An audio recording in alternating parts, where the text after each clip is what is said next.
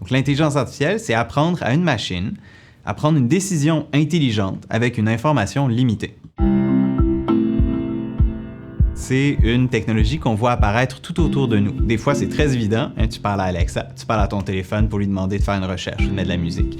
Des fois, c'est moins évident. Par exemple, ça peut servir dans une usine à analyser les pièces qui sortent puis vérifier si elles ont l'air correctes. Ça peut servir aussi, tranquillement mais sûrement, à automatiser des voitures, automatiser le monde entier autour de nous.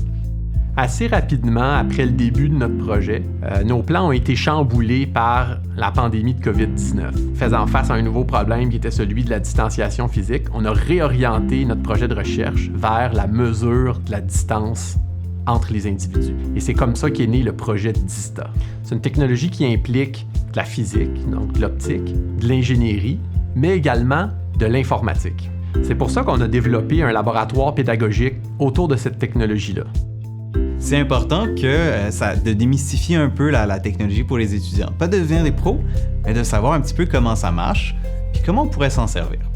Plus spécifiquement, dans le cadre du laboratoire DISTA, ce qu'on s'intéresse, c'est vraiment la vision machine. C'est un domaine de l'intelligence artificielle où on veut apprendre à la machine, à l'ordinateur dans le fond, à faire des tâches de vision. L'atelier qu'on a préparé permet d'expliquer puis de faire expérimenter aux étudiants des concepts qui sont techniquement très avancés, comme l'apprentissage profond.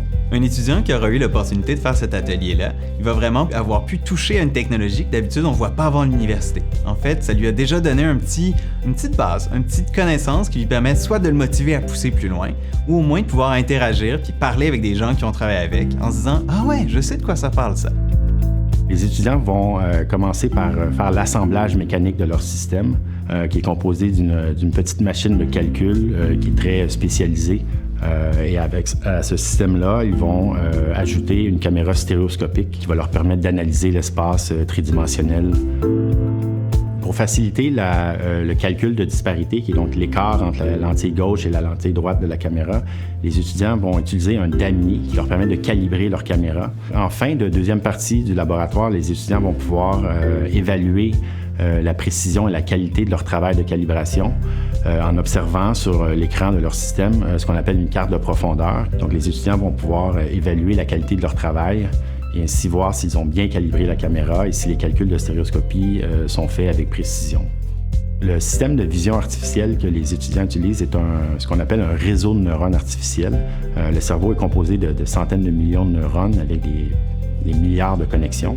Dans ce cas-ci, il s'agit d'un réseau de neurones artificiels, donc il s'agit de neurones mathématiques.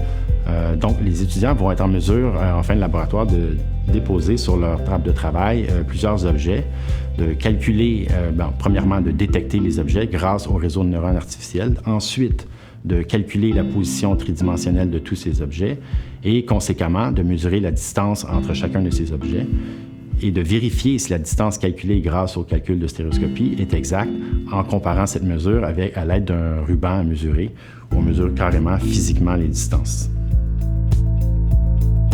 C'est super formateur pour les enseignants, c'est super formateur aussi pour les techniciens, mais aussi pour les étudiants, c'est vraiment les étudiants qui sont au cœur de l'activité, ils sont plongés dans une technologie qu'ils connaissent pas vraiment et ils sont vraiment amenés à réfléchir sur le fonctionnement de l'intelligence artificielle.